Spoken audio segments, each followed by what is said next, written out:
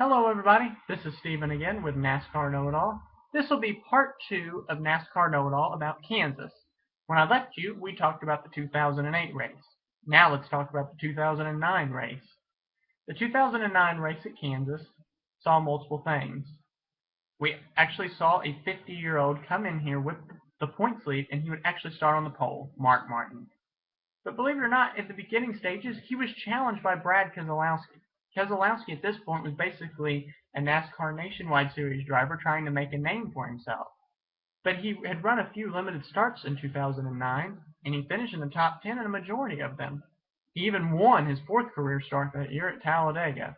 Many people remember this race because he and Carl Edwards had some contact in the trials on the last lap. Perhaps you remember Carl Edwards ran across the finish line to finish. But anyways, as this race wore on, Jimmie Johnson showed to be a strong car. He entered the race second in points, and he was able to drive to the lead many different times. Ironically, the car starting 37th this day, Greg Biffle, would lead the most laps. He had a stellar car, and surprisingly, every pit stop he took 2 tires, he came out with the lead and he would drive away. For some reason, though, on the final pit stop, his crew chief Greg Irwin called for 4 tires rather than 2. And for some reason his car did not run as well on 4, and he would lose the lead in the pits, never to regain it. Tony Stewart would end up coming out of the pits with the lead on the final stop after taking just 2 tires. Stewart would hold off a late race challenge by Jeff Gordon. Johnson would actually take 2 tires on the final pit stop, the first time all day he tried to, and he fell back to finish 9th. Martin would finish 7th to maintain the points lead, but as the season wore on, Johnson would take the points lead the very next week at Fontana, never relinquishing it, as he would win the title that year, defeating Mark Martin, who would finish second in points for surprisingly a 5th time. The 2010 race at Kansas. This race was a little bit interesting to say the least. 2010, when we came in here, this was the season that Denny Hamlin looked poised to finally win that championship. He even went into the last race with the points lead. Unfortunately, though, he would not win the championship that year, nor would he win this race at Kansas. Instead, this particular race at Kansas would go to the number you see behind me, Greg Biffle. After he should have won the race the previous season, he came back to Kansas in 2010 with a vengeance. He followed Tony Stewart for most of the race. Stewart looked like he had the race in the bag, but after the final pit stop, Greg Biffle would drive by not only him, but Paul Menard to take the lead. Biffle would drive away in the last 60 laps, winning by almost 7 seconds over runner-up Jimmie Johnson. Johnson struggled all day, so the fact that he finished second was miraculous because this race had very few cautions. In fact, the second half of the race went green flag entirely. That's another reason why Biffle won by such a large margin. In 2011, this was the first year the Kansas Speedway actually had more than one race in a season. In the spring race, the race came down to fuel mileage. Tony Stewart looked like he would pick up the win on fuel mileage, much as he did in 2006, but as it turns out, his fuel man did not get the car full of fuel on the final pit stop. Sorry, I'm starting to get a little tongue-tied, I guess. And as it would turn out, he would have to end up pitting near the end for fuel, and Brad Keselowski would pick up his 2nd career victory in the NASCAR Sprint Cup Series. Who would have ever guessed that this victory would springboard him to 2 more victories in the next 10 races to make the chase? He would finish 5th in points that year. The next year, in 2012, he would win 5 races, plus the NASCAR Sprint Cup Series championship. This year, he already has 5 wins, and he's looking to potentially pick up his 2nd career championship. But it was this race at Kansas that catapulted Keselowski's career to a whole nother level. The second race at Kansas in 2011 was obviously the race in the chase at Kansas that year. We saw many different things in this particular race as well, but basically this race was the beginning of the dominance of Jimmie Johnson. Johnson came into this race having only won 1 race up to this point in that season, and this was the 3-wide finish at Talladega. Many people considered this Johnson's worst year.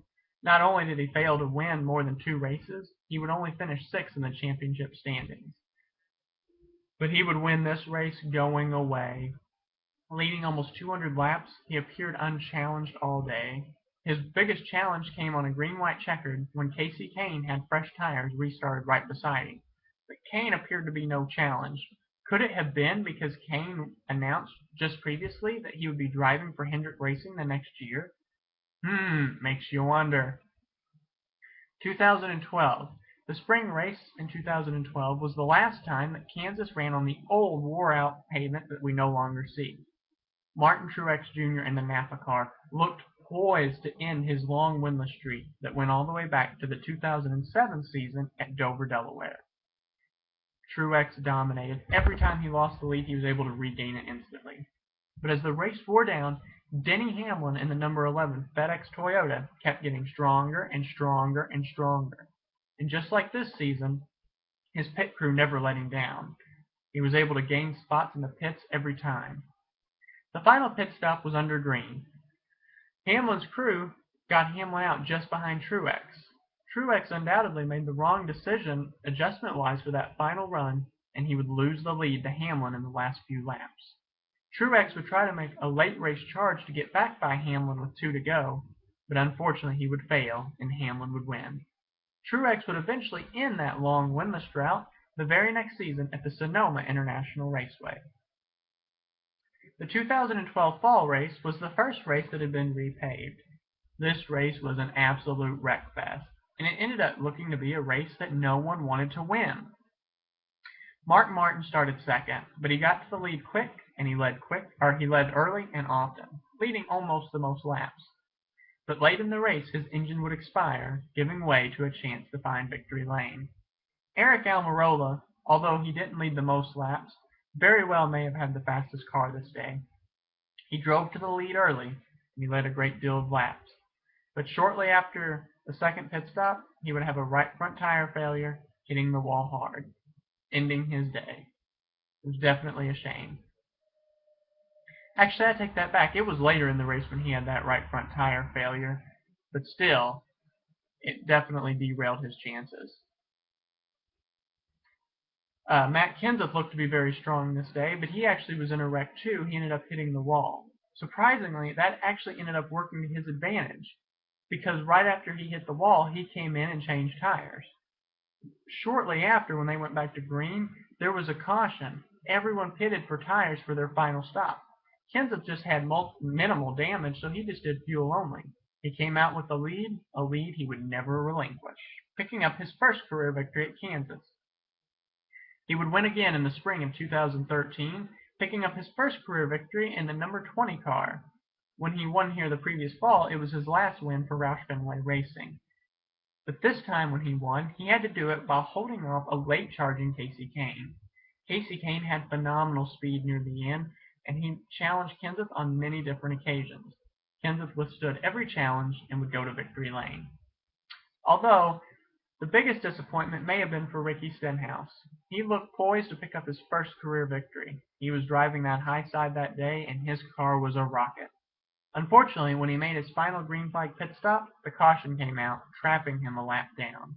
He would fight back to finish 11th, but 11th isn't that stellar when it looks like you're going to win.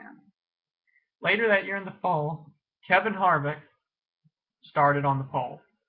It was his 6th career pole. Not really known for winning the poles, but 2 of his previous pole positions were the 2003 Brickyard 400, and he also won the pole in 2006 at New Hampshire. You know what he did in those 2 races? He won them both. Actually, he even won the pole at Phoenix in 2006 in the fall when he won there. So Harvick looked dangerous. As it turned out, Harvick would lead the most laps, winning what in my opinion was not that exciting of a race. It basically was just a pit strategy cycle of who ended up in the front at the end. Harvick would pull away from Kurt Busch near the end and go to victory lane. Harvick looked poised to go back-to-back, much as Kenseth had the 2 previous races at Kansas earlier this year.